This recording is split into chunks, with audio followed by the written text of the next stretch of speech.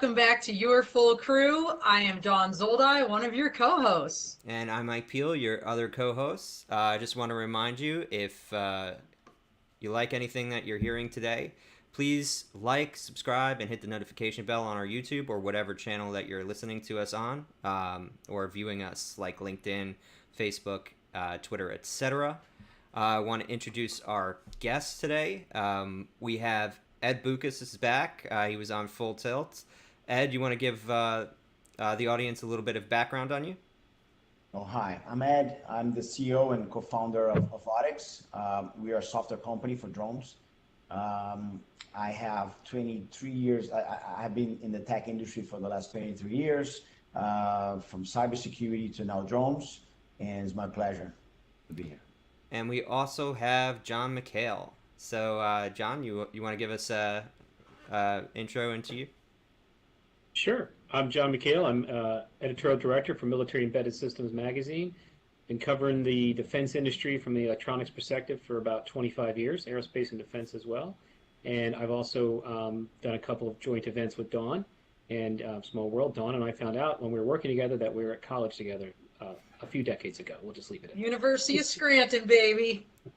Scranton, PA. It's a That's small right. world, for certain. All right. So our first article is actually given us by Ed, and I really like this one. It's got a great title. Um, so Top Gun Maverick, thrilling but outdated by today's AI. So what about this article interested you, Ed? And what does Top Gun get wrong?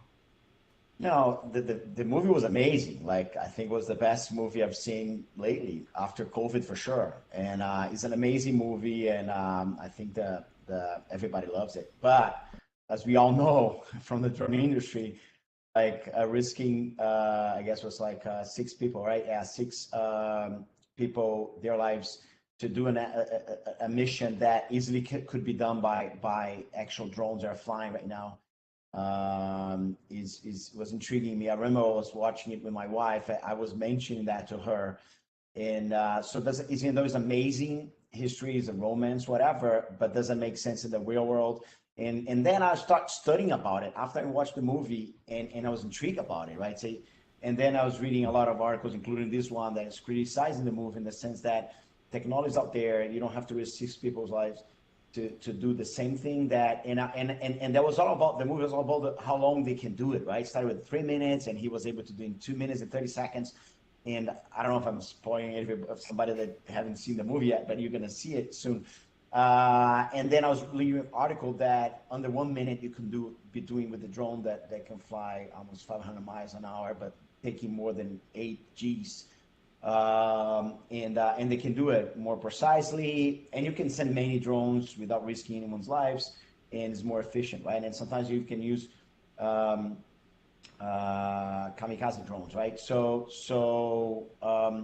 That was my point there. Say, hey, how the world is changing, right? So I think, of course, you still need the pilots, but the pilots can be safe, can be remote, and you don't need, and remember about the cost of that as well, right? You have a very expensive airplane, and if you look into the cost of the airplane and the payload of the airplane, just to make the pilot safe, you have a lot of payload, not only the pilot's payload, but all the safety features around the pilot as well, that generates additional payload and additional cost, right? So if you remove that component, you not only have a cheaper solution, but a lighter solution that can fly above limits, right? So that was my point there. Everybody from the industry that pretty much watched the movie, I'm pretty sure they had the same feeling. Hey, but why is that? They mentioned that at the beginning of the movie because I was reading that about it, a lot of articles, right? And they're saying that when they're about to launch, because they made this movie in 2019 when they produce it and they film it, and they were supposed to be launching it during COVID, and then COVID hit, and then they postponed it for now. And then Tom Cruise was doing his research and talk about a lot. That's why in the beginning they introduced the drone thing, and the money moving To the tournament, drones. Yeah, that's tournament right. vehicles, and they mentioned that because they did the research and people were already talking to him. Hey, the storytelling is amazing, but it doesn't make much sense. So he kind of tweaked a little bit, but he couldn't change it. Otherwise, it's not Top Gun, right? He's gonna have to call it something different. Exactly. But it's amazing. And then when you do the research, you're gonna see there's like more than 3 models right now within the Navy that could have been doing that. And Wow. under that time limit, and they did some simulations. They did like some simulations to see using the same track, doing the same mission with a drone. They do under a minute, very precisely and all this. So it's amazing how things change, right? From Top Gun, even from Top Gun 2 when they filmed that in 2019. Yeah, I would love to get John's perspective on this. John, first of all, John, did you see the movie? I did, and I watched the original one 2 days before just to catch me up. You almost have to, right? You got to like watch the original Top Gun and then go right to the movies and see the next one to kind of get some of the differences and a lot of the continuity. Well, that came out when we were teenagers, so we all know that we can quote that movie by heart. But it's funny when he was talking about all the things that drones can do that humans can't. And I thought about what Top Gun is too. It occurred to me they used to say the same things about NASA. Why don't we just send robots to do all these missions? Why do we keep sending humans? Because NASA needs funding, and it's good PR to have humans be heroes, right? And so, and let's not. It made Tom Cruise a lot of money, but it's a heck of a lot of good PR for the U.S. Navy. This Top Gun movie. So, but he's 100% right. It was kind of cool to show how they showed all the technology. I know Lockheed Martin fans were very thrilled to see their logo on the joystick in the aircraft. So, look at that. See, these are the things you noticed, John. I didn't even notice that. Because I've been reading about it. I'm connected to a lot of folks, and they're pushing it on the PR side, and they're pushing that out a lot. But Don, I'll push back to you. You're an Air Force veteran, right? And I know the Air Force was not a big fan of the word unmanned systems. They preferred remotely piloted aircraft because they want to have that human in the loop. And I think just having a totally autonomous AI aircraft flying in that mission and doing it without a human in the loop, I think you kind of lose something there. So I think you want to make sure that there are humans behind it. And that also pushes into commercial world too, right? That's what the big thing is. How many humans really want to get on a passenger jet with nobody with gray hair behind the wheel, so to speak? So, I think from a technology perspective, it was very cool. And some of it was probably a stretch, but that's what we call movie making. But there are the abilities of unmanned aircraft and what they can do is unbelievable. And it's also what they can do. And that's a large aircraft. It's the small aircraft that are really driving innovation right now. So that's a whole. How does the Air Force feel about this? You ever talk to Well, John, actually, and Ed, both of you, I like the article. I thought the catchy title, when you think about branding, for sure, gets your attention and makes you want to read it. And, as I'm reading it, it wasn't really anything new to me, right? Because we're all involved in this industry. But one thing they got completely wrong, and I'm going to quote out of the article, it says, these drones, quote, controlled by artificial intelligence without human oversight. And to John's point, that is not true, right? So, Ed, when you were talking about it's a movie and how could it be a real Top Gun movie without Tom Cruise in that fighter jet, right? I agree with you. I can't imagine him sitting back in a remote ops center with a joystick, right, flying a drone through this mission. But that is the reality of what is happening today. Right, in a lot of locations, the Air Force has been, and John, you know this too. And Mike, the Air Force has been doing remotely piloted operations for years, and they are absolutely as human oversight. They have remote pilots. Like, there's no 100% autonomous missions to my knowledge. And I've been out for a little while. Just really since a year and a half. But the Department of Defense in particular has been very forward-leaning when it comes to artificial intelligence policy. One of the first groups to put out, even before private industry did, policy guidelines, and they have regulations on this as well.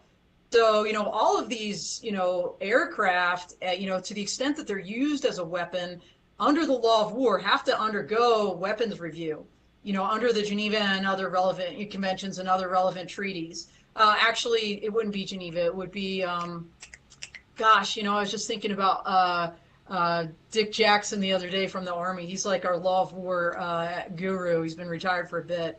But the treaty is not coming to mind, but it's the one that governs means and methods of warfare. Hague.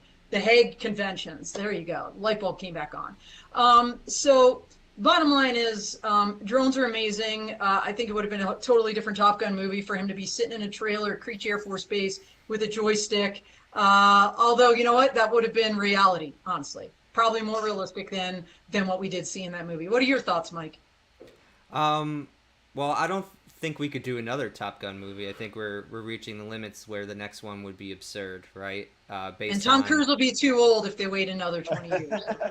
Well, he Even seems if not to age. I He'll be doing Mission Impossible They 12. do not do the beach scene anymore, right? Now that was not beach. The last one was football on the beach, right? So. Yeah, that's right. That's right. Yeah. In terms of movie making, I think, you know, you gotta have something that's interesting and that requires people, you know. But I think the movie about the chain of authorization is a different movie, right? And I think it was a movie, Mike. It was called Eye in the Sky, and you know, it was Helen Mirren was in that one, about a remote operation overseas where it was all about a drone operation, and then the struggles that not only the chain of command but the pilots sitting in that box at Creech went through. So that movie's been done. Right, but that's a very different tone if I'm picking Totally. up on it correctly, right? And I think that actually does reflect more accurately what goes on in the minds of the people that actually have to execute these missions now. It's a very different consideration than, let's say, 80s America fighting the Russians in the sky, right? Dogfighting. It's a very, very different circumstance. So I think it's a great thing that Ed kind of brought it up, because it was my gut instinct immediately when I heard that they were still making this movie post-pandemic. You know, it's like, this is not what the Air Force is about anymore, or how these missions are run. So I have not seen the movie. Can I say I'm one more not thing going about to it, see though? What? Mike, can I say one more thing about it? Sure. I do have to give them props for finally updating, you know, at the very beginning of the movie where they talk about Miramar and what the Top Gun school is. They finally added "and women," the nation's, you know, finest men and women, because like John, I had watched the other one. It wasn't in the first movie, but It you wasn't in noticed the right first away. movie. Just the Yes, men yes. got to go, and I was like, "Yay!" And I know, of course, I noticed that right away. So So But I some would signs add, of too, progress. Speaking of 80s movies, you know, remember the Bonnie Tyler song, I Need a Hero? Well, that's Yeah. what people come to the movies for. They want to have a hero. And well, and now they got Lady Gaga. So Right. I mean, that music, woo, that and was you know, unbelievable. and while it was the U.S. Navy, and I've met a few Top Gun pilots, they are very confident individuals, man or woman. So, Yes. and they come across that way. And someone said to me, one thing they liked better about the second movie is that Tom Cruise wasn't as cocky. And I said, well, that's because he's pushing 60. But it was, but I think that's an important aspect. And I think even if you have the remotely piloted aircraft, you're going to focus on the humans, not on the aircraft. The aircraft's not going to be your hero. It's going to be the Yeah. person. So, Absolutely. but yes, the technology will be used more and more. But I think there's always going to be a human in the loop, and there will always be fighter pilots, some way.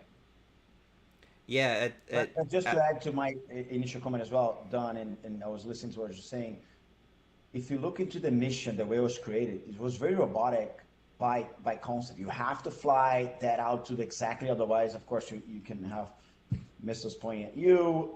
You have to find that speed, you have to make that time, and you have to drop it. So it was very mechanical. So again, you don't need much AI to do that. It's kind of a mission, very clear that what you have to do is a go-to mission, what you have to do. So creating a path to that and doing that, you don't need to take a lot of decisions doing, and you don't have the time. If you look at the pilots, they were kind of little robots doing that mission, right? They had to compile, like to do exactly that time, that speed, you know, within that time period, and dropping that moment, and then 8G up at almost 10 Gs.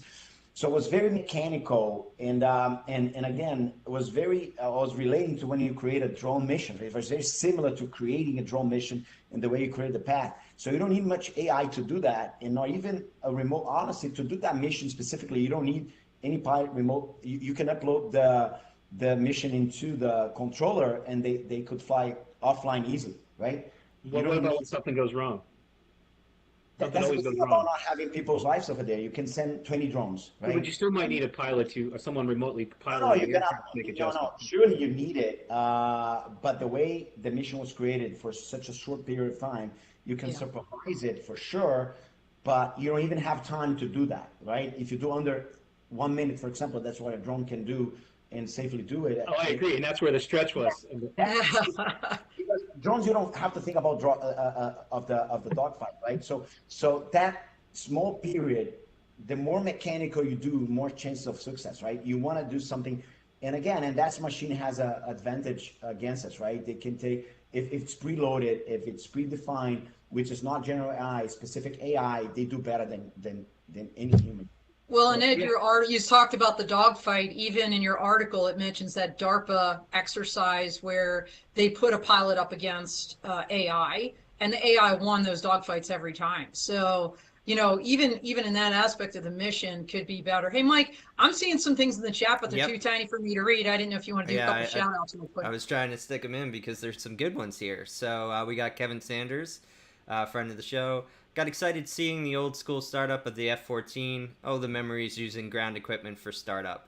We got Kevin's retired Air Force, by the way. yeah, so he lived it firsthand, a real Top Gun. So Votix, the great panel we have here today. So we got Ed's team in there. Tony Drummond, great discussion, lots of movies to watch now, and Kevin's got some recommendations here. Good Kill is another good film to watch, and that is starring Ethan Hawke. So that catches us up on the chat. All right. So let's actually go into some real use of technology, military UAV technology.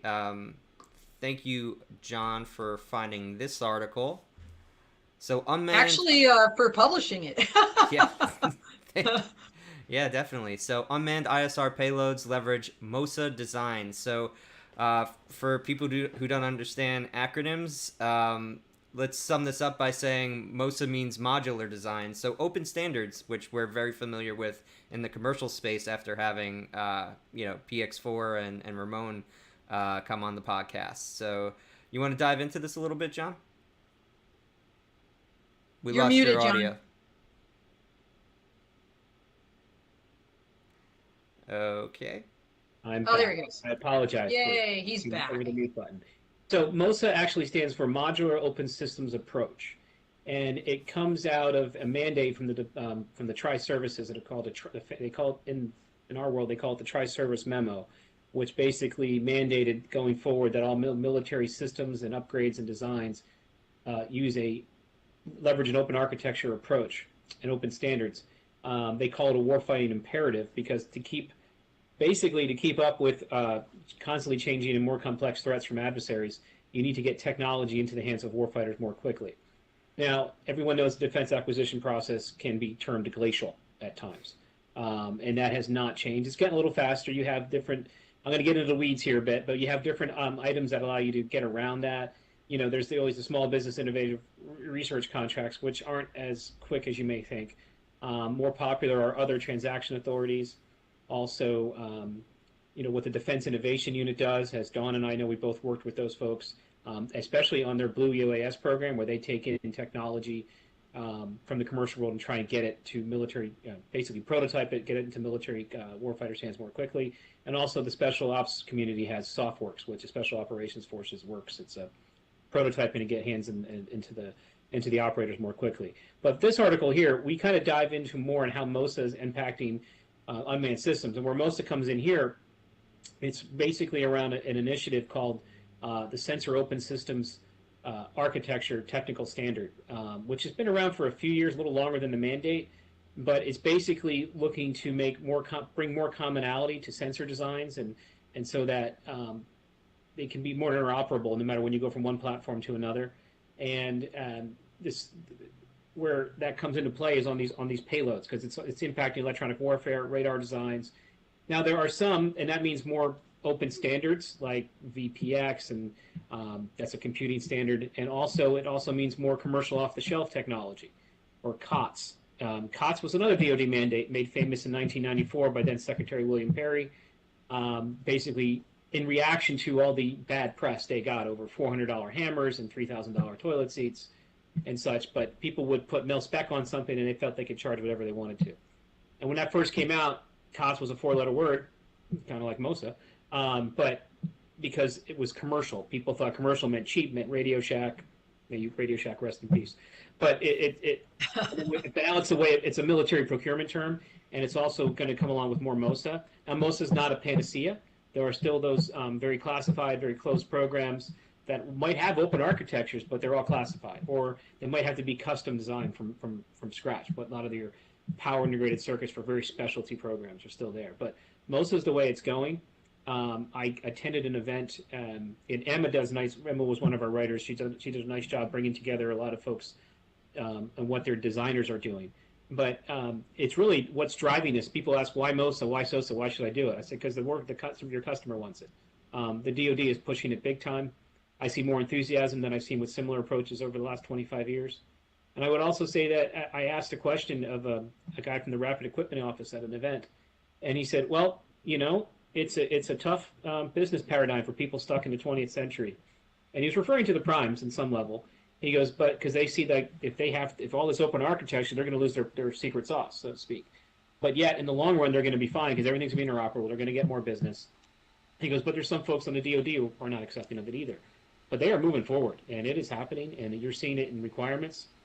You'll continue to see it there, and that's how it applies to unmanned systems, is to get that technology more quickly into the field. And Dawn recently wrote an article for us, too, which talks about how in the war in Ukraine is seeing some commercial drone tech being leveraged more quickly to the battlefield, going around traditional DoD acquisition processes. Sorry. Yeah, absolutely. I would love to get Ed's thoughts on this, because this is really his bread and butter. I mean, John, you may not know, and for those that don't know about Ed, Mike mentioned this in the beginning, go back to fullcrew.io and check out his Full Tilt episode, because he talks all about his background and how he created Cypher and BitBlock. And, Ed, my question to you is, so many people are worried about proprietary information. I mean, it's a real stumbling block in collaboration and moving industries forward. And to John's point, on the DoD side, people concerned about, my secret sauce. What are your thoughts about, this open source and in particular MOSA, and how it can still really uplift the whole industry, but you can still have your secret sauce on the side? Yeah, because you have two layers, right? You have open architecture and framework and open source, right? Open source, you go even deeper on the open context, right? But let's give I always like to give real examples, right?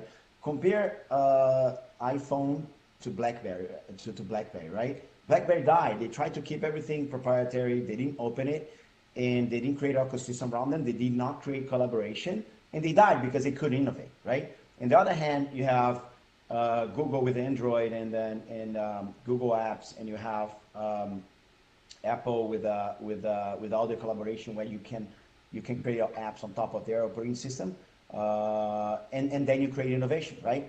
But it's still very safe. It's still very safe architecture. Like nowadays, iPhone is as secure as BlackBerry was at back then, right?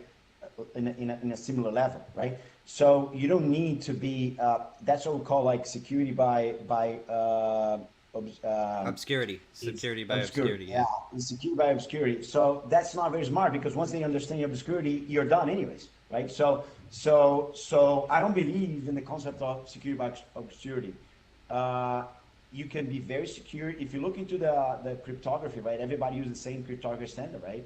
So and it's pretty safe, right? When you do an online transaction, e-commerce, or even military grade cryptography, right? Yeah, They're based usually SHA-256. Yeah, it's pretty common 512, or depending if it's public key infrastructure or not, whatever. So I think that the fact that you create an open environment, you allow collaboration, which expedites innovation. So there's no way you can create innovation if you're not able to take advantage of what somebody already did, right? Somebody did, and you add into it, just like science, right? Yep. Every theory goes on adding layers to a theory that you had before, right? And again, I think the example between an iPhone and BlackBerry is perfect, because BlackBerry tried to make everything proprietary, everything closed, and died, just like when Sony came up with a camera, right? With a analog camera, which they tried to make their protocol proprietary, and they died, and people create an open standard and survive, right? So and thrived. So I think my video got a little bit worse now. It is. No, I think you're looking good. Mike, I was going to throw out to Mike this.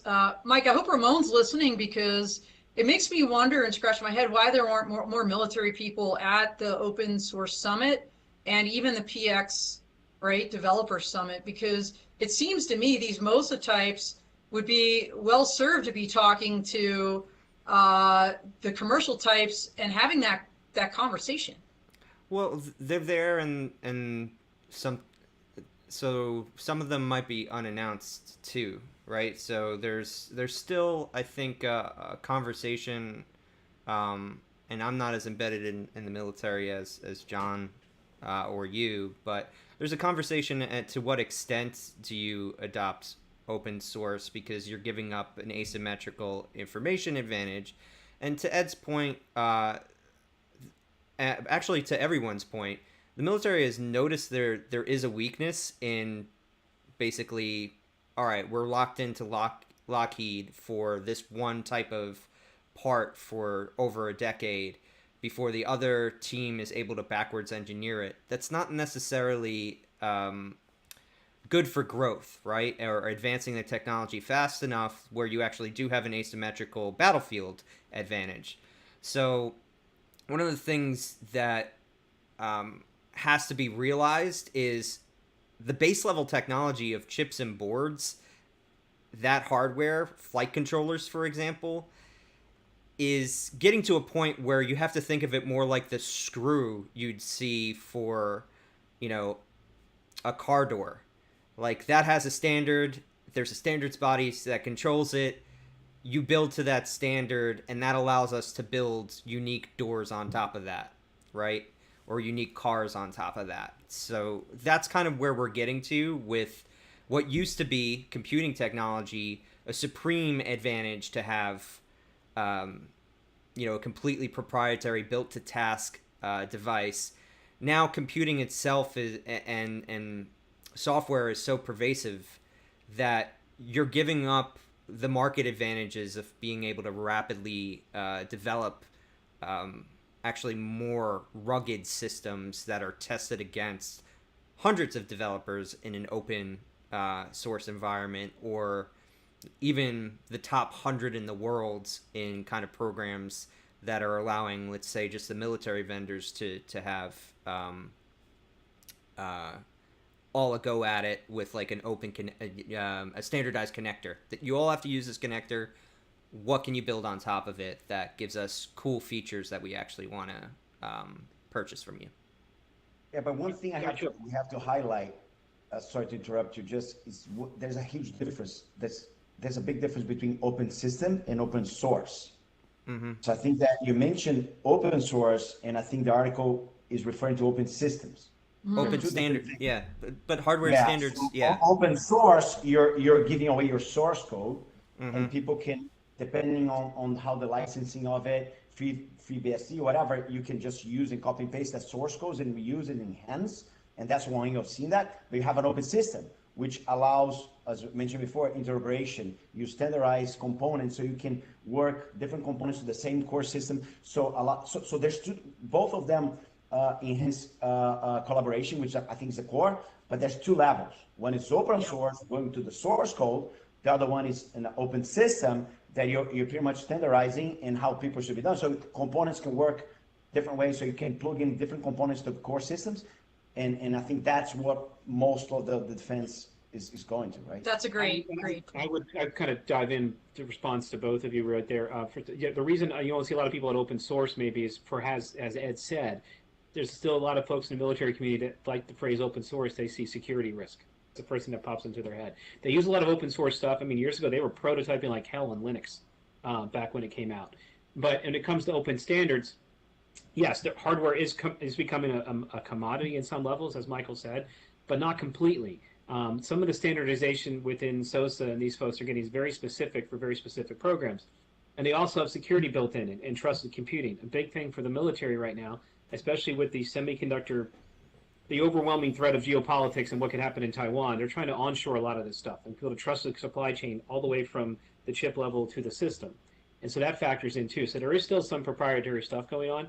And and in the article itself, there's a quote from Giorgio Bortoli, who's the assistant director for spectrum dominance and intelligence within the U.S. Army, C5 ISR Center, and he says, the big where there's a real standardization that still needs to be done is for small unmanned aircraft platform, which goes back to the theme of this podcast. And in the Army, he says, is very big on UASs. It's from Category 5 to Category 1, but you cannot fit a lot of these current standards on anything below Category 3. So a lot of that standardization work is still going on, and while there's still some commoditization, and where I would take that more of a macro level, where I think to take what Michael said to a macro level, is the military used to be the driver of innovation and growth. Now they are still somewhat, but a lot of times they're a customer like the rest of us, but they do have extra protocols and extra securities, as Ed said. So, and they are a slow-moving behemoth.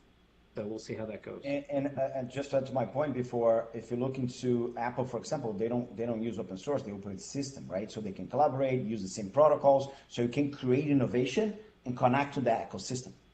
And you still expedite innovation without having to open your source, because open up your source allow people maybe to find ways of finding security breach, security vulnerabilities much easier, right? So the source code and everything, even though, again, I don't believe in security by obscurity, but still, it's easy for you to find any problem in your source code if you have the source code itself, and you can find problems which are vulnerabilities in your code, right? So, but it's still, open system is you still have not an open source, but a collaborative environment that allows innovation.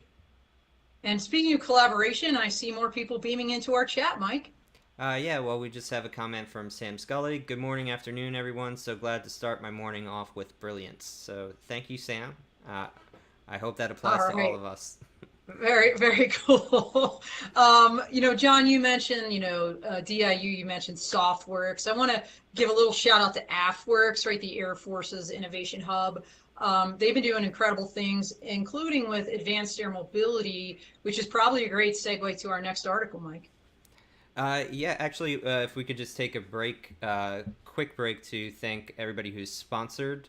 So we have the Drone Code Foundation, ISR Ideas, which was kicked off by General Poss, our first sponsor. Thank you again.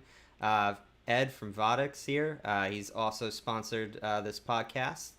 And let's see, who am I forgetting? Oh, Dragonfly, we're going to have Cam Shell on tomorrow on the Full Tilt podcast. So thank you all for sponsoring the Full Crew podcast. And next up, we have something from you, Dawn. And I'm kind of excited about this because it's one of my hobby horses, AAM and noise. So what is this article about? Yeah, I geeked out a little bit on this one. So this is from eVTOL magazine, and they're talking here about a NASA Joby collaboration to really do the first ever acoustics on eVTOL, electric vertical takeoff and landing aircraft, using Joby's prototype vehicle, a full-size pre-production prototype vehicle. And so they started this testing a little ways back, September 2021. They were doing these, and by the way, the article, I highly commend it to you if you want to learn more about acoustics and all the different microphones and how they placed them and all the different flight profiles they used for this thing. Super elaborate, as you can imagine, coming from NASA. And what they did was they had enough weight on this uncrewed vehicle. They used an uncrewed prototype to simulate a pilot and 4 passengers on board at all different kinds of flight profiles. So they're doing this work back in the fall. In May of this year, right after AUVSI Exponential, Joby released their preliminary results, which were pretty impressive, frankly. I think the quote in the article was, "barely perceptible against the city's ambient environment." So probably no shock to everybody.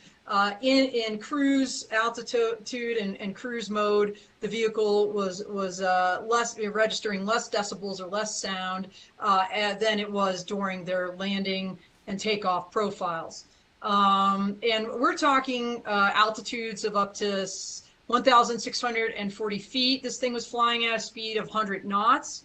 So no joke, they were really testing this thing as if it were a real mission with passengers and a pilot on board. I found two things very interesting about this article, Mike. The first was that even in the loudest profile, they found that it was consistent, and this is the quote, of a normal conversation or a bustling office, business office, and registered less decibels than the average vacuum cleaner. So that was even during takeoff and landing. And I think that's pretty significant. The second thing is I learned something other than these cool facts about these flights. I learned something about acoustics. I didn't recognize that there was a difference between decibel levels and tonal content. Now, decibel levels is kind of that amount of noise that you're going to hear. The tonal content is more of like what it sounds like. And frankly, when you think about public perception and noise, it's what's that noise sound like is actually a little bit more important sometimes to the public. And is it more grating? Is it a really annoying sound? And for all those dronies out there, what they said was that while the Joby aircraft created a 65 decibels on approach, the benign nature of the sound, as opposed to the sound of rotors or the whine of a drone, can be perceived as less annoying to those on the ground. And so basically they're saying, the tone of the sound coming from the vehicle is highly relevant when you think about public acceptance, public perception. And what they're finding, at least with this particular aircraft, is it's more palatable than a drone. And there's more tests on the way. So they're going to test Whisk, a bunch of different designs with Whisk Aero and a bunch of other manufacturers down the pike. Yeah, well, in terms of sound, the annoyance is coming from probably either the mid-register or the high-register, which is why you immediately understood what whine of a drone meant, right? So this is, I think, a bigger issue than is talked about usually in the news when they're talking about air taxis excitedly. If we're creating a permanent dubstep concert in the sky, I don't think that this will be an accepted technology, especially when, even though I've heard some good news from Kitty Hawk in terms of where they could actually get the price for one of these, let's call them voyages, it's still probably only going to be used by relatively wealthy people at the onset, right? So those don't generally ingratiate the public. Very, very noisy rich people in the sky, right? Whining, no less. But I think it's important that this actually is a focus for this technology in terms of even comparing to our current available air travel, commercial air travel technology, and how relatively noisy and disruptive it is. Everybody has heard a plane come over them, at one point in their lives. Imagine living next to an airport, and there's a reason that property is priced as it is, right? So, or there's concessions you have to make. And it's not like we could do with highways where we could actually put up sound barriers, right? So this, I think it's important if this industry, AAM, is ever going to actually scale into a real industry rather than just kind of the flying car excited idea that you might see on a tech blog. Yeah, I'd love to hear, John, what are your thoughts on this?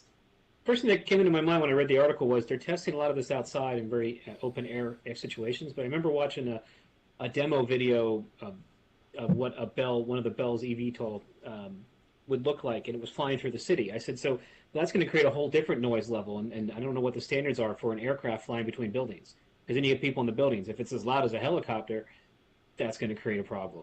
What are the decibel levels? And I recently watched some 60 Minutes thing on all the different, and how some are different quieter than others. They were all very impressed by it. And a lot of these things are all prototyped as unmanned systems first. So, and I can even see where they might be unmanned systems all the time. Flying between buildings all day long might be a stressful job for a pilot too. but I don't know if there are noise standards for aircraft, if the FAA even set them for flying between buildings. And also this can apply to these type of aircraft for the military. They're going to want a much quieter aircraft if they're flying into the smaller the aircraft, the more quiet they're going to want to be, because they're probably doing some form of stealth mode. So that's what popped into my head when I read it. How much loud is it going to be if I'm looking out my window right now and there's a drone flying by, right? Yeah, just a historical note. There used to be more helicopter travel in New York City, and it was actually regulated to the level or capacity it is now because of the noise complaints.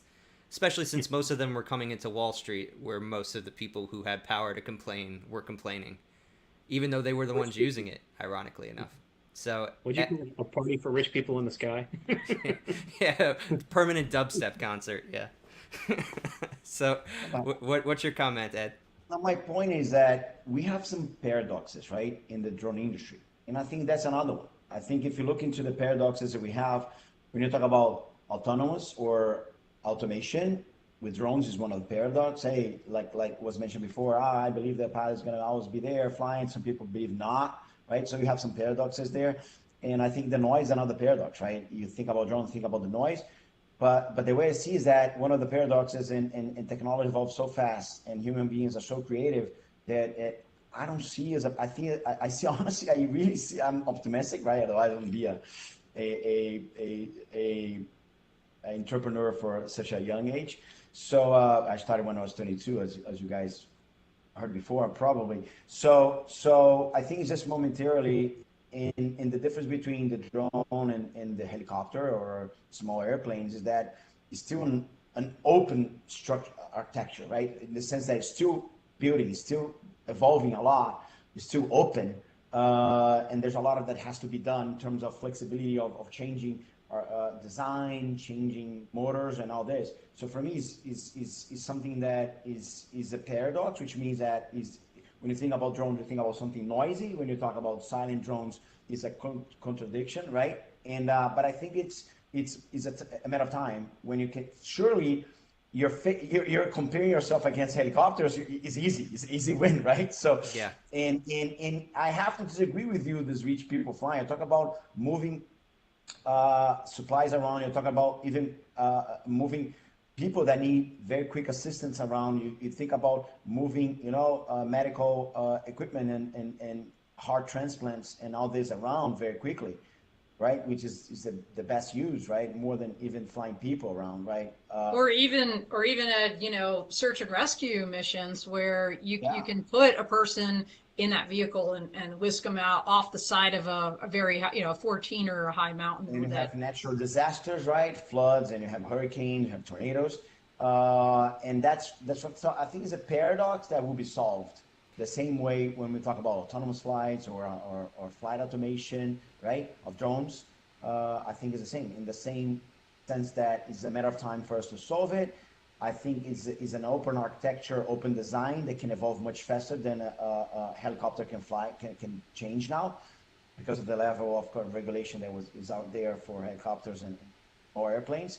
So I think it's easier to be solved with drones than in the other side. And again, the benchmark is so easy to beat, right? Helicopters are pretty disruptive, noisy, and people are flying hearts and like people that need transplants and need to get out there very quickly in the human areas in a very noisy environments. So I think that it's about time, and people are keen to make it happen. And human beings are very creative, and technology moves so fast that I think that will be the past when you look 2 years in the future, or maybe 5. Yeah, I think it's really interesting that at least the drone companies, I'm not seeing this on the AAM side, the drone companies that are mimicking nature, by this biomimicry, concept where, as an example, Eurolink has the beluga drone. I mean, it looks like a cute little whale, but that's not the point. The rotors, they've designed them based on owl wings. So they are pretty silent, actually. So really interesting, like why people aren't talking to Eurolink, why Joby isn't talking to them about their wing design, because, owls fly. You can't hear them. They're predators. They fly at night. they swoop down. Nobody can hear now until they hoot. So, I mean, there's I think some great things in nature to mimic there. Yeah, so there's one of the things that I think we're conflating small drones with these large AAM on one Oh side yeah, these are big ones. is physics. So you Yeah. start to get into cubed laws where it's harder to control, like noise for one thing. Suddenly, a wingspan would actually sound like a huge bass wub. Mm. But that aside, to Ed's point, uh, the innovation hasn't even started on this front yet, and this is actually just the moment where people are recognizing where this is something we have to solve in order to perpetuate this technology that we've already started to build for. And so that's why I think this article is important, because it's going to bring us to that next level. On the point about, it would be used for transferring organs, middle mile delivery, you're actually probably going to see AAM, despite what initial venture capital storytelling was about. It's going to be on middle mile delivery or some other kind of established corridor like that. And then also on those corridors, the noise equation is different. It might just be a negotiation with that local population, because we're going back and forth between the same place. So the big concern, though, that I was talking about is if you're pulling a whole bunch of people from where I live on Long Island into the city via AAM, suddenly you're just creating a whole bunch of air traffic that's creating a lot of noise that's not actually going to be a big or good PR move for the technology to get established.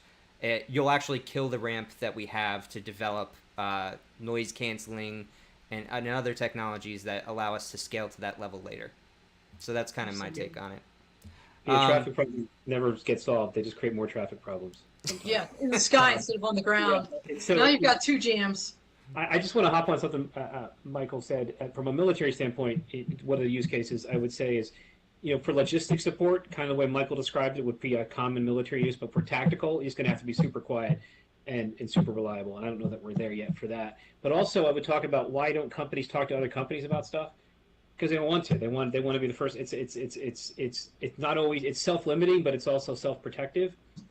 If you think about it, you look back to, you guys have ever spent time reading histories of the auto industry. I have, because it's kind of fascinating, all the personalities involved. But all these different quirky companies and everything popped up, and I'm seeing, obviously it's 100 years later, 150 years later, but I'm still seeing a lot more of that with the car. If you're just watching these different eVTOL companies, there's a bunch of them at the Farnborough Air Show I was reading about, and it's all like, it reminds me when there were all these little small manufacturers of cars back in the early days, and then they all got swept up eventually by the big three and things. But I think we're in a similar Wild West when it comes to that, although with more laws and more stuff. Yeah, well, Lorenz from Otirian, founder of PX4, he generally brings up an example of the auto industry prior to hardware standards being established. Was these little like pop-up garages. There was something like thousands of people who built cars over the course of the United States, and that eventually gets consolidated into a few companies. But those few companies are now making these beautiful cars you see in the 50s with all, the designs and structure that a single person wouldn't have been able to hammer out, if we're being honest, right? So that is, I think, the story of the drone industry, and a great observation, John. We're going to hop over to our last article, and surprise, because I haven't told anybody what we're going with. We're going to go with FaZe Clan goes public in a $725 million SPAC deal. I was surprised to see this, just because SPACs, if people don't understand them, are an investment vehicle. It's like going public without going public because a couple of people vouched for you. That's a gross simplification. But I just see this as a negative trend that after basically financial kind of turmoil in the markets, that we're still kind of seeing a lot of interest in backing these things, which have an absolutely terrible record for in terms of actually delivering once they go public. So Hey, Mike, could you give people context? This is really way out. This is, really a whole different kind of tech, and what FaZe Clan is, what they're making, and these people on the picture, they look about 10 years old. So can you tell us like what we're talking about here? yeah, so that's kind of the issue here is this is for esports, which as an industry is not necessarily a negative thing in any light. I mean, it's been on the rise and continuing to rise as a replacement for actually traditional sports viewership. The issue being is that there's actually controversy around FaZe Clan here and their contracts with individuals, things backfiring left and right, but yet they're still going to use this SPAC vehicle to gain extra public investment. So And so they create they create online esport video games like Fortnite, like no, for so they don't for do yeah. any of that. They're just an esports kind of team. Oh, they're a team? They're just like a brand, and that's kind of my concern here is how do you get something that is so inconsequential in terms of like what you could hold on to? This is almost just a marketing vehicle, and good marketing can last for so long, but it's just a fad. So how does that get to a They're public just a market? streamer of other people's content. Is that essentially what they are? Oh, okay. I see, Well, Mike. I'm I didn't asking even get you. this. I read your article, but it didn't phase me. No pun intended there. Okay. Where so they are a lifestyle gaming brand Right. that has that sponsors 11 competitive sports teams, esports, like Fortnite sports teams. And so they create streamers, content, so merchandise, things like this. Right, so it's So not they're necessarily to be negative against lifestyle stuff because, there's plenty of other lifestyle brands out there, except that they went through the trials and tribulations of building their brands where it was actually a valid company to take IPO.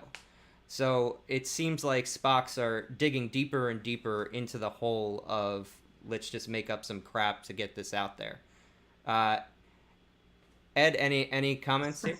No, I was reading the article while I was speaking because you just came up with it. We didn't know about it before. They have 500 million of followers if you combine YouTube, TikTok, and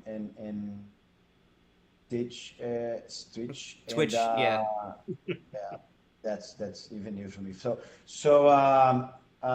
they create content, right? So they make money through these platforms. They pay them the more they stream, right? And also, of course, they leverage the fact they are very good gamers and they go and participate in gaming challenges and win it. And at the same time, distribute to little kids that want to play that game. And so pretty much they do online content and that's how they make money.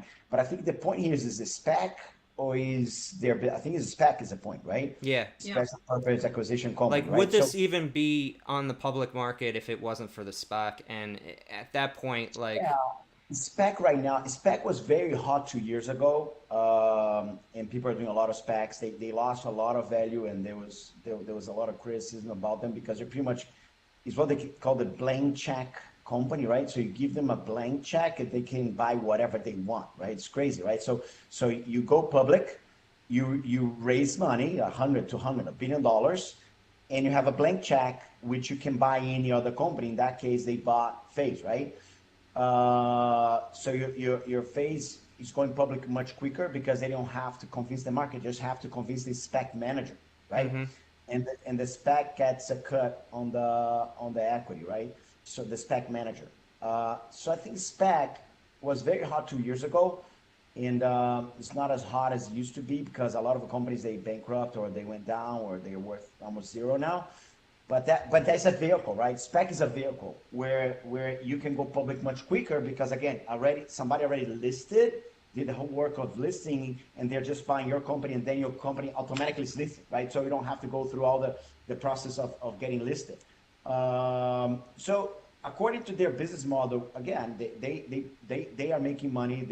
They get revenue from YouTube for being a huge platform and creating content and streaming that. So I'm not going to that if it's worth $725 million or not. I think the fact they use SPAC I think for them is a very new business model. So SPAC is good for a business model that people will not understand, because when you do an IPO, you have to convince a lot of bankers, right? Right. You have to do your roadshow. You have to convince the bankers about your business model. Most of the times they are old school guys from New York. They might not understand that pretty well. And when you talk about a SPAC, if the manager of the SPAC understands your business better, it's much easier for you to have a better valuation and going public very quickly, because probably they thought about the route of going public themselves and probably found a lot of difficulties of convincing investors that that is a real business, which in case of a SPAC, again, you only have to convince one person, right? Not a whole market. I think that's the SPAC thing, right? You cut corners. The guy has a blank check to invest anything he wants. If he believes in you, you get it, right? And probably for those guys, which is a very new economy, the very new business, probably a lot of people will not understand about it. And remember, we just came after prices from tech being discounted 50, sometimes even 80%, right? 80% down from the peak in November last year. So you're talking about a market that went down a lot. So the homework that these guys would have to do to go public would be even harder now than it was 1 year ago. Much, much harder. So probably that was the only way they could go to market. Wow. John, what are your thoughts? Well, I think, Ed gives a great overview of what SPAC is, and from that standpoint, Excellent. and from how to go about it, and how it's different. I mean, I like what he said. It's SPAC. You're just trying to convince the one investor, so you have pretty much an audience of one. And for us, maybe not as in depth on the stock markets and investments. First thing that came to my mind, well, here's another TikTok or another the technology of the company. I had never heard of Phase until he posted that article, and I was thinking of all the speculation. Is the issue? Yeah, with GameStop and all the craziness that was going on earlier last year and this year with the stock there, and I'm thinking, yes, they have value, they're making money, but there doesn't seem like there's any there. There's no. And is it lasting? I don't know. Is it like I hate to repeat your pun, but is it just a phase? But I would go back to what Ed said. I think he nailed it. So and just, I don't know if you have any time, but just, I have a 5-year-old and I have a 2-year-old at home, right? They don't watch any TV. Right. They only watch YouTubers, kids YouTubers, like their age. They're posting content.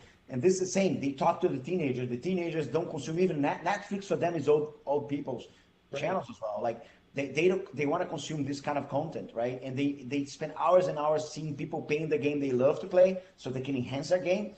So it's a different world. Like, I see my kids, they don't even care about looking to anything that is not on demand.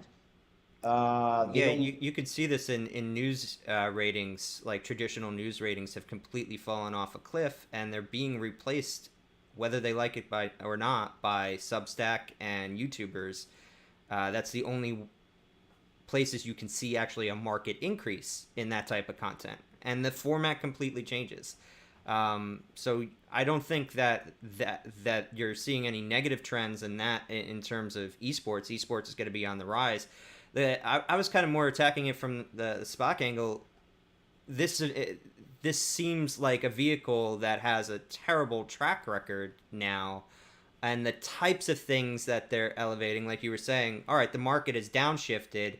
This is a non-traditional business model. It would be very hard for them to try and pitch it to a banker, but maybe they needed to pitch it to a banker because it's not a realistic, and they might be successful, but in general, we're seeing, I think, a negative trend for this investment vehicle. Well, and let's bridge it back to the last article in a way, right? Advanced air mobility, not the acoustic aspect of it, but the fact that you're and Ed, to your point, in the last couple of years, you've seen actually an explosion of SPAC investment money in the advanced air mobility sector, right? So Vertical Flight Society puts out their annual directory of eVTOL aircraft. I mean, I think they're well over 700 different designs.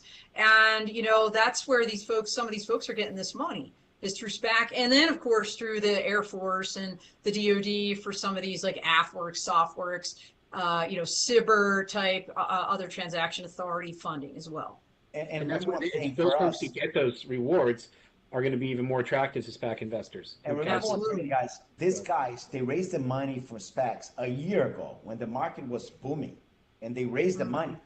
The manager of the SPAC only makes money if he deploys the money and buy other company. So he's very incentivized to buy other companies. So it's the reverse because he raised the money 1 year ago when the market was booming and got the valuation there and raised the money, right? But they only make the money if it deploys. So that's a good moment now because they might pay better valuation because they need to deploy the money to make money. So they were smart. They find that the guys are more incentivized to buy them rather than raising a new money. That money was raised 1 year ago, surely, and the spec guy needs to spend the money within the time frame of 1 to 2 years, depending on the spec thing. So he has probably if you want to spend the money now, he would lose the money, have to give the money back to investors, and not make any money. So again, that's this timing thing. So, yes, and he bought a net positive business, so he's actually doing better than most people in terms of strategy around this stuff. Yeah, Mike, I think we're at the end of our time here already. I can't believe we're already we did. Top of the hour. We went a little long today, but that's okay. That means we were having good conversations. And in fact, we got another compliment from the chat, Joshua Morales. It's great to hear about MOSA and how it's becoming attractive to AFWorks, other DoD proposal reviewers. So thanks, Joshua. I just want to remind everybody again, if you liked what you heard today, to subscribe, like, and hit the bell on YouTube, or like us anywhere else that you are viewing us. We got a lot of stuff coming up this week. Dawn, do you want to take us out with what everybody can expect to see this week? Yeah, just real quick. Tomorrow, Tuesday, we're going a little bit later. We're not our normal 9 a.m. Mountain, 11 a.m. Eastern. We're going to bump that 15 minutes. So dial in at 11:15 Eastern to our full tilt. That's technology industry leadership talks with Cameron Shell, the CEO of Dragonfly. You're going to love to hear some leadership talks from him, like Ed, a serial entrepreneur. Cam started at the age of 14 with his first products and company. Next, this Wednesday on the Dawn of Drones podcast, we actually have Tony Reed of Drone Cadets doing incredible things in STEM education for underserved communities. This Thursday on Clubhouse, we have Anna Birch from Skydio kicking off our new month of developing industry leaders. And then next Monday on the crew is this podcast, same time, same place. We got Michael Robbins from the Association of Uncrewed Vehicle Systems International. He's their policy guy, and CEO of Modal AI, Chad Sweet, who I did meet, by the way, at the Pix4 Developers Conference. And then next week we'll be on Twitter Spaces on Tuesday, live from an AAM event at the San Francisco airport that UC Berkeley is putting on. And we'll have Yolanka Wolf from the Community Air Mobility Initiative on Twitter with Adam Cohen from Berkeley. So, and hopefully some other folks that are on the way to that conference, and everybody else, to talk more about advanced air mobility. So should be a great lineup this week and next. Yeah, absolutely. Very excited for what we got coming up. Thank you again for joining us. Thank you, John. Thank you, Ed. And thank you to the audience for tuning in. We are out here. Thank you.